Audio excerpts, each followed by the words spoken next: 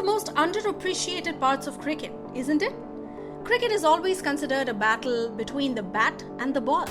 In fact, it should probably say bat, ball and hand instead, right?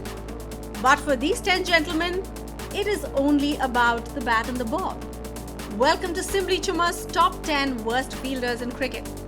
Before we get on with the list, we would like you to subscribe to Simri Chuma for informative and entertaining videos on cricket and other sports. So please go ahead and hit the subscribe button. Done? Now let's get on with the list. First up, the Missed by That Much segment. Damien Martyn. Damien Butterfingers Martyn. That is what people used to call him in the year 2003, when there were no matches where he did not spill a catch. Number 10. Phil Tufnell.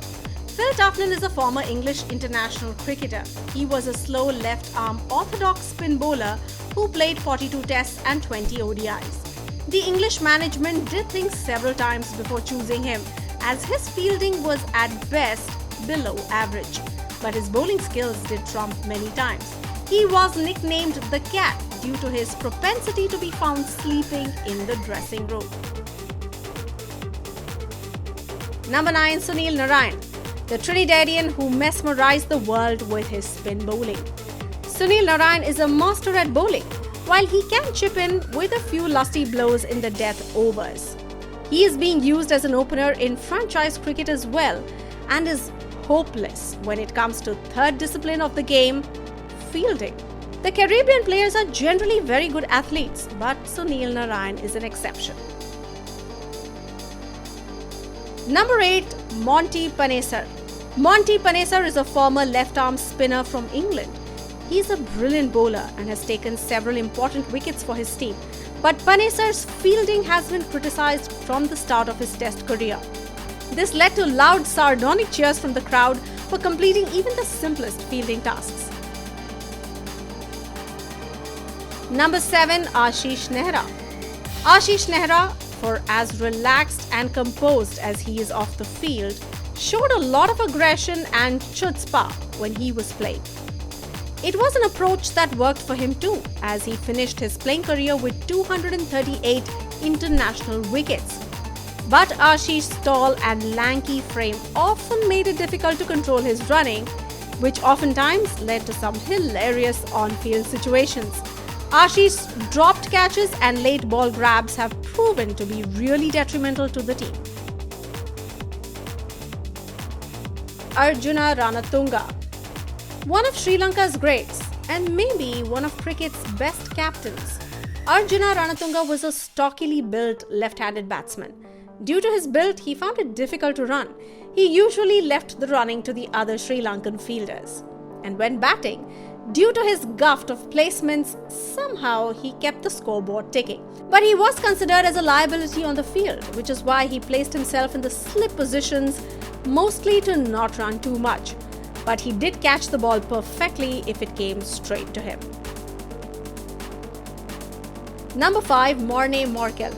A South African fast bowler who has made a great impact to his team before he announced his retirement in the year 2018. This tall cricketer found it extremely hard to bend down that fast and field for the ball.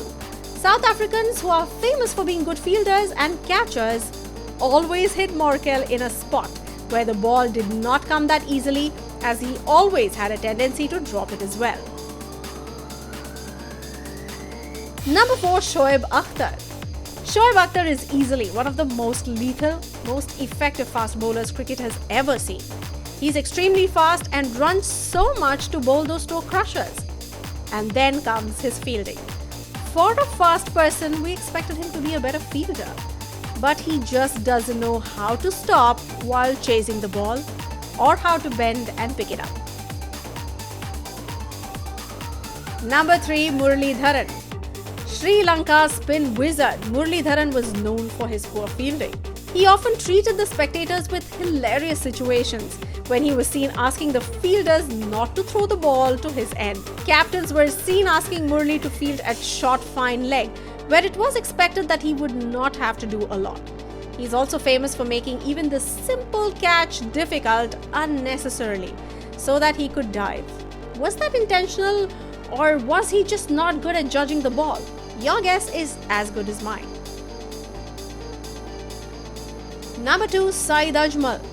A late entrant into the international arena, but what a bowler he was. He quickly spun his way towards being one of the premier spinners in the world. But his fielding was always up for contention. He always showed intent, but the execution was never there. He has made several slip-ups as a fielder, some of them being legendary. Number 1, Inzamam ul Haq. Former Pakistan captain Inzamam ul Haq had 2 major drawbacks. He was a slow runner between the wickets and a slow fielder. Although he made up for his slow running by hitting big shots, his fielding lapses clearly made an impact. Due to his captaincy, he needed to be in the 30-yard circle, and he always preferred to be in the slips. Do remember, he is a bad fielder, but not a bad catcher. If it was in his trajectory, he was not going to miss it. But his trajectory was rather limited, and he did not try to expand it by diving or jumping. What do you think? Did you enjoy this video? Do let us know in the comments section below. If you did, press the like button, the share button, and do subscribe to Simply Chumma.